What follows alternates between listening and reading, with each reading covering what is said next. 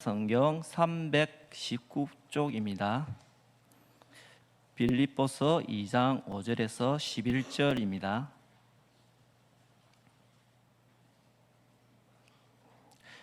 짧은 말씀이니까 전체 합독하겠습니다. 5절입니다. 너희 안에 이 마음을 품으라. 곧 그리스도 예수의 마음이니 그는 근본 하나님의 본체시나 하나님과 동등됨을 취할 것으로 여기지 아니하시고 오히려 자기를 비워 종의 형제를 가지셔 사람들과 같게 되셨고 사람의 모양으로 나타나사 자기를 낮추시고 죽기까지 복종하셨으니 곧 십자가에 죽으심이라. 이러므로 하나님이 그를 지극히 높여 모든 이름 위에 뛰어난 이름을 주사 하늘에 있는 자들과 땅에 있는 자들과 땅 아래에 있는 자들로 모두 문을 예수 이름에 꿇게 하시고 모든 이름으로 예수 그리스도를 주라 시인하여 하나님 아버지께 영광을 돌리게 하셨느니라. 아멘. 어디서 잘못 들었나요? 네. 오늘은 십자가라는 제목으로 함께 말씀을 나누도록 하겠습니다. 우리가 각 분야에서 최고의 경지에 오른 사람들, 스포츠나 예술 혹은 학문적인 분야의 사람들의 경기나 작품들을 볼 때에 큰 즐거움을 느낍니다. 그래서 많은 비용을 지불해서라도 그 작품은 반드시 봐야 돼, 혹은 그 경기는 절대로 생중계를 놓치면 안 돼, 본방을 사수해야 돼 라는 식으로 우리는 그 경기들을 꼭 챙겨보곤 합니다. 그것은 최고의 경지에 이른 사람들이 펼치는 그러한 모습들이 예술의 경지에 이르렀기 때문에 그것을 보는 즐거움을 우리가 좋아하는 것입니다. 그런데 아무리 인간이 최고의 경지에 이른다라고 할지라도 하나님과는 비교할 수 없는 것입니다. 하나님은 세상의 어떤 것과도 비교할 수 없는 분이시며 가히 압도적으로 뛰어난 분이십니다. 믿으십니까? 하나님의 뛰어나심은 인간과는 비교할 수 없으며 압도적으로 뛰어나신 능력이십니다. 그런데 그 하나님의 압도적인 능력이 분명하고 확실하게 드러나는 자리가 바로 십자가라는 것을 우리는 기억해야 합니다. 우리는 때로 이 십자가를 많이 오해했습니다. 한국 교회가 이 십자가를 너무나 감상적으로 이해해왔고, 십자가만 생각하면 예수님이 나를 위해서 죽으셨어, 흑흑, 이렇게 눈물을 흘리는 신파극으로 이 십자가를 치부하는 경향이 있어 왔습니다. 그러나 이 십자가에 담긴 의미를 우리는 더욱더 깊이 이해해야 합니다. 하나님께서 얼마나 압도적인 분이신지, 우리를 얼마나 당신에 걸맞는 백성으로 만들기를 원하시는지가 이 십자가에서 드러나기 때문입니다. 오늘날 우리가 십자가를 이해할 때에는 좀 전에 말씀드렸듯이 감상적으로 나를 위해서 죽으신 예수님의 그 십자가만을 생각하지만, 예수님께서 십자가를 지실 때에 그 당시의 십자가의 이미지는 우리가 생각하는 것과는 달랐습니다. 예수님 당시의 십자가는 수치심과 치욕과 저주의 상징이었습니다. 당시 로마에서 가장 비참한 형벌의 도구였고, 그 십자가가 얼마나 치욕스러웠는지 십자가라는 그 단어를 입에 올리는 것조차 민중들은 부담스러워했습니다. 그러니 대화를 할 때에 우리가 조금 귀에 거슬리는 단어들이 있지 않습니까? 심각한 범죄 행위를 우리가 입으로 올리기가 부담스러운 일들이 있습니다. 그 중에 하나가 십자가였다는 것입니다. 그래서 그 당시 사람들은 십자가를 입에 올리기를 꺼려 했던 것입니다. 얼마나 이 십자가라는 단어가 거북했냐면, 로마는 이 끔찍한 형벌을 자국민에게는 시행하지 않았습니다.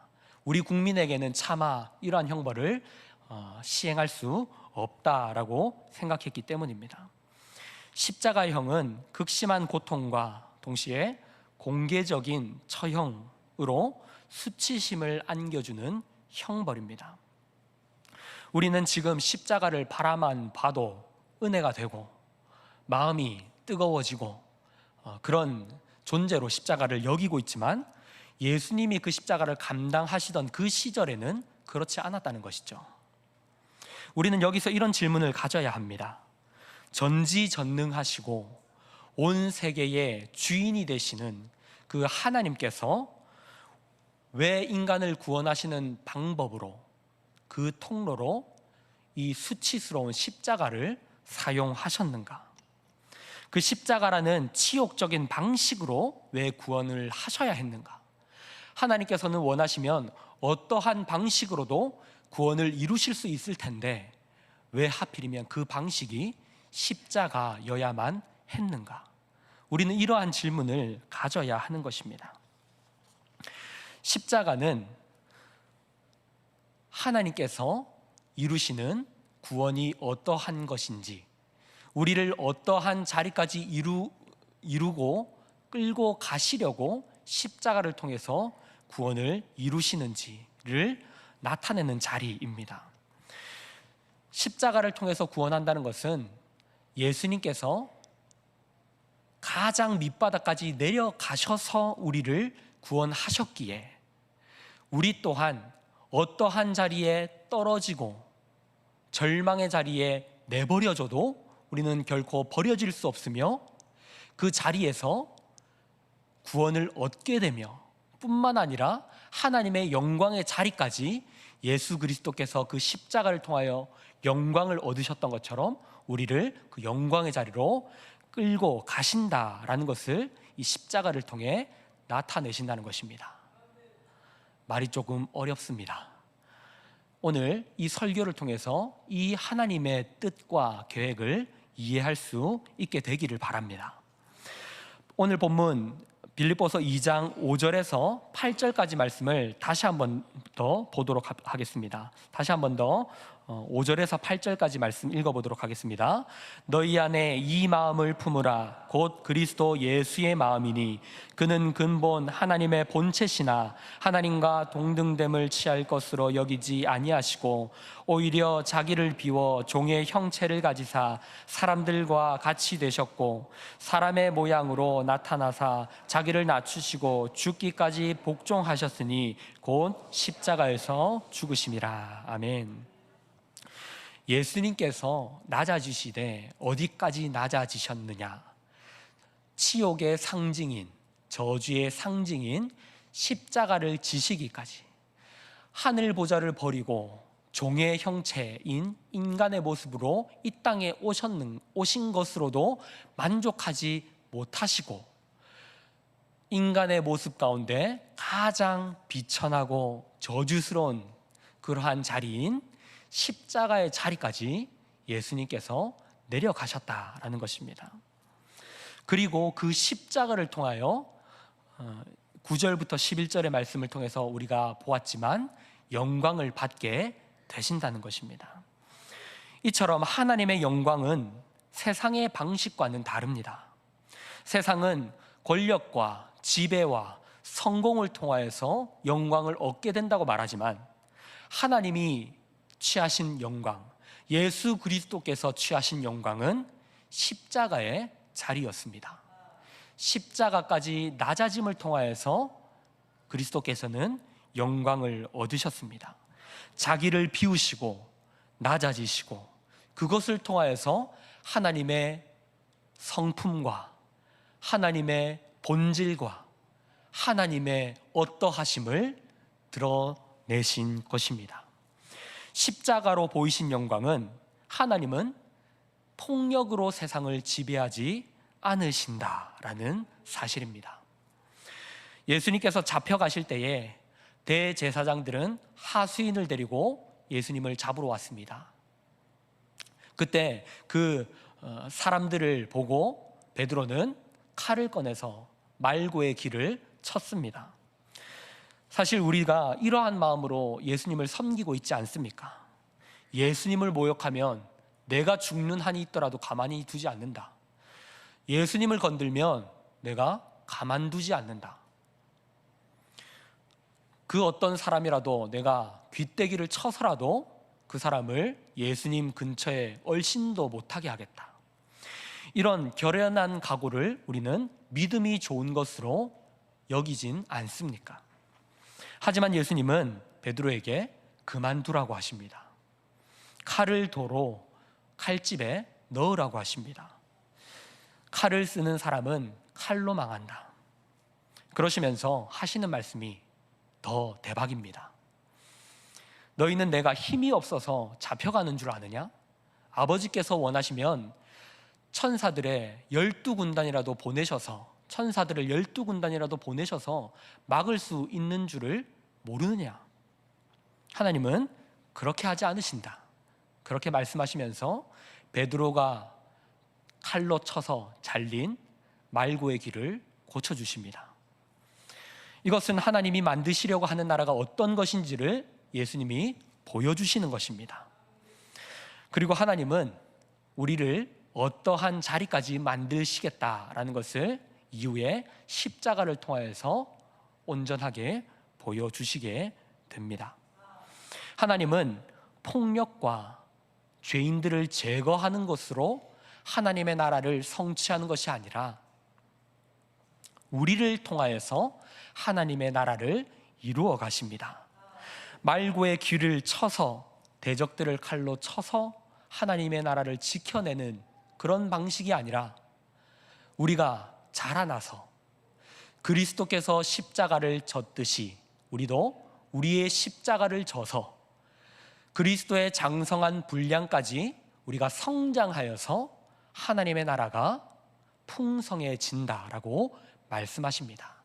우리는 이 하나님의 뜻과 계획과 의지를 십자가에서 이해해야 하는 것입니다. 십자가는 우리를 향한 하나님의 완고한 의지입니다. 타협하지 않겠다는 결연한 하나님의 뜻입니다. 하나님이 절대로 타협하지 않겠다는 증거가 십자가입니다. 왜 그렇습니까? 하나님이 죽인 것은 자신이 아니라 자신의 아들입니다. 부모는 자기가 죽으면 죽었지 자식을 죽이는 부모는 없습니다. 그런데 부모가 자식을 죽였다는 것은 거기에 뜻이 있다는 겁니다. 절대로 타협하지 않겠다. 내가 반드시 그 일을 너희를 통하여 이루겠다라는 하나님의 완고함이 십자가에서 드러난 것입니다. 내가 아니라 내 자식을 매달아서. 이 십자가의 의미를 이해하면 섬뜩합니다.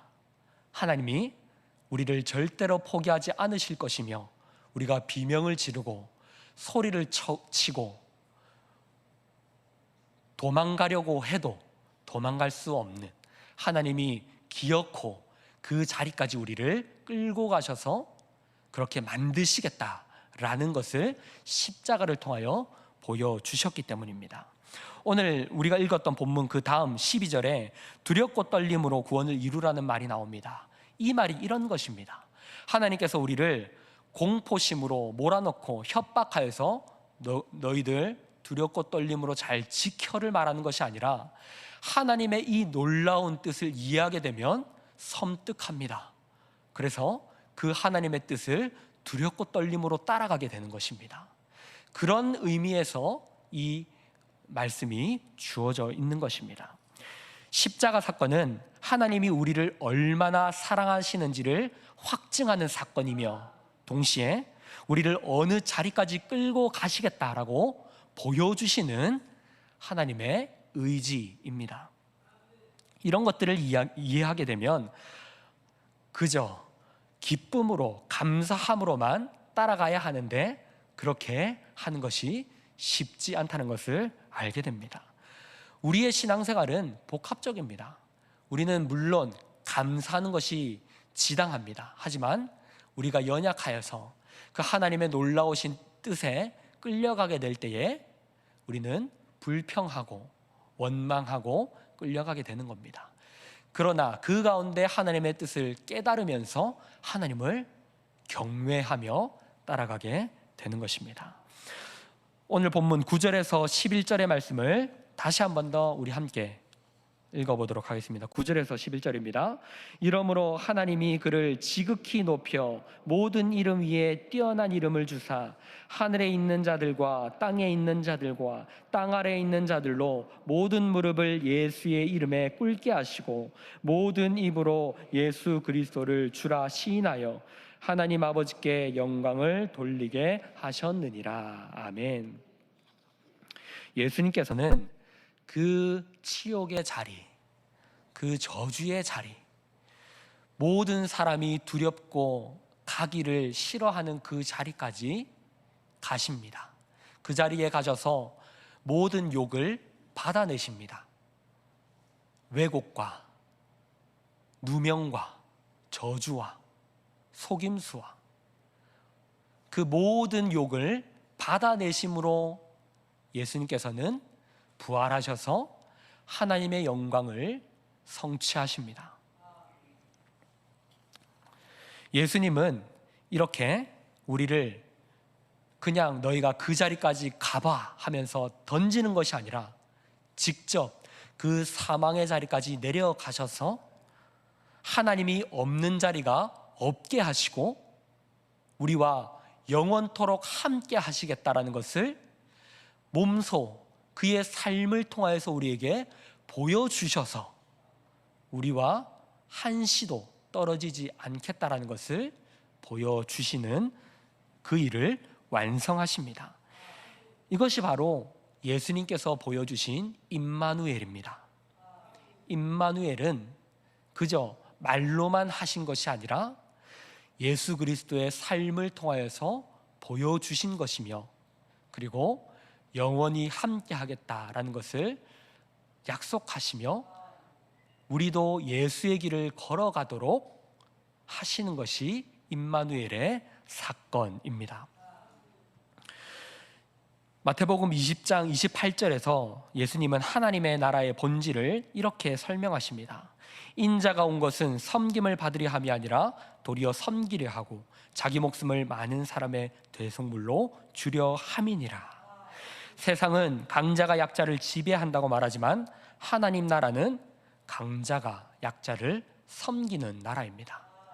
믿음이 약한 자를 지적하고 정죄하고 그들을 가르쳐서 바르게 하는 것이 아니라 믿음이 강한 사람이 믿음이 약한 사람을 짐져주고 그들의 약함을 이해해주고 그들의 자리로 가서 그들을 공감해 주는 나라가 하나님의 나라입니다. 예수님은 왕이시지만 왕으로 군림하는 것이 아니라 종으로 오셔서 섬기셨습니다. 이것은 인간이 할 수 없는 능력입니다. 하나님이 압도적이신 이유는 인간이 만들어낼 수 없는 상상조차 할 수 없는 그 방식으로 찾아오시고 일하시고 하나님의 나라를 만드시겠다라고 하시기 때문입니다. 하나님은 이처럼 십자가를 통하여서 당신의 나라가 어떤 나라인지를 보여주신 것입니다. 십자가라는 이 사건은 우리를 하나님에게서 떨어질 수 없는, 구원에서 탈락할 수 없는 그런 존재라는 것을 보여주시기 위해서 세우신 사건이 십자가입니다. 무슨 말이냐면 십자가는 역사적 사건입니다. 역사적 사건이라는 것은 실제로 일어난 일이고 그 일어난 일은 지울 수 없는 일입니다. 예수께서 인간의 육체로 오셨고 신이신 그분께서 인간의 몸으로 오셨고 그분께서 십자가에서 죽으셨습니다. 누구를 위해서요? 우리를 위해서. 이 역사적인 사건은 이미 일어났기 때문에 이 사건을 없애지 않고서는 우리의 구원이 취소될 수 없는 것입니다. 왜냐하면 예수가 우리를 구원하시려고 그 일들을 역사적으로 이루셨기 때문입니다. 역사적으로 일어났다는 것은 사라질 수 없는 일이기에 우리의 구원은 우리의 어떠함에 달려있는 것이 아니라 예수가 이루신 그 일에 의지하여서 우리는 구원을 얻게 되는 것입니다. 그러니 인간의 입장에서 보면 구원이 왔다 갔다 하는 것처럼 보일 수 있지만, 그러나 하나님께서 십자가라는 사건을 통하여서 이루신 역사적인 사건이기 때문에 결코 구원은 없어질 수 없는 일입니다. 십자가로 이루신 구원의 의미가 이러한 것입니다. 사랑하는 성도 여러분, 하나님은 다른 방식이 아니라, 다른 길이 아니라 십자가라는 길을 통하여서 우리를 구원하시기로 작정하셨고, 하나님의 나라로 우리를 인도하실 때에 십자가라는 길을 통하여서 인도하시기로 작정하셨습니다. 하나님의 나라는 지배의 나라가 아니라 섬김의 나라다. 경쟁의 나라가 아니라 사랑의 나라다. 우리는 이 나라를 향하여서 평생 십자가의 길을 걸어가게 될 것이다. 신앙생활은 시험이 아니라 여정입니다. 우리는 신앙생활을 어떠한 시험 문제처럼 생각해서 내가 이렇게 하면 통과했고 저렇게 하면 틀렸다라는 식으로 생각하기도 하는데요, 신앙생활은 그런 것이 아닙니다. 신앙생활은 하나님의 도성으로 향하는 신자들의 여정입니다. 평생 그 길을 걸어가는 것입니다. 그런데 여행에 있어서 중요한 것은 어디로 가느냐도 중요하지만 더 중요한 것은 누구와 함께 여행을 가느냐입니다. 하나님께서는 그 여정을 한시도 떨어지지 않고 우리와 함께 하시겠다라고 말씀하십니다. 그래서 우리는 그 여정을 걸어갈 때에 이제는 넘어져도 괜찮습니다. 그 길을 조금 돌아가도 괜찮습니다. 그 길을 잘못 들어서고 조금 방황하고 실수하고 잘못을 반복하고 해도 괜찮습니다. 왜냐하면 그 길 가운데 하나님이 함께 걸어가고 계시기 때문입니다. 우리는 이제 십자가를 통해서 하나님의 뜻을 더욱 분명하게 깨닫게 되었습니다. 십자가를 통하여서 보여주신 것은 하나님의 나라는 성공이 아니라, 권세가 아니라 하나님의 사랑과 성품을 닮아가는 신자들의 여정이며, 하나님께서 우리를 포기하지 않으시고 자식을 내어 주어서라도 그렇게 만드시겠다, 아버지를 닮게 만들겠다라고 선포하신 하나님의 그 선언에 이끌려서 살아가게 되는 그 신자의 삶, 그것이 바로 십자가의 의미입니다. 우리는 실패와 고난조차도 하나님의 손에 붙들려 있다는 것을 기억하며 그 자리 가운데 좌절하고 낭망하고 포기하지 마시고 하나님이 함께 하신다는 것을 기억하며 십자가의 삶을, 십자가의 길을 걸어갈 수 있는 저 여러분이 되시기를 주님의 이름으로 축복합니다. 기도하겠습니다. 사랑하는 하나님 아버지, 우리가 십자가를 통해 드러내신 세상 어디에도 찾을 수 없는 압도적인 하나님의 위대하심 앞에 다시 서게 됩니다. 예수를 통하여 보이신 사랑과 믿음의 본을 우리가 따라가길 원합니다. 이제 우리 앞에 주어진 고난이 우리를 망하게 할 수 없으며 우리의 생명과 영광의 자리로 인도하는 길만이 남아있음을 고백합니다.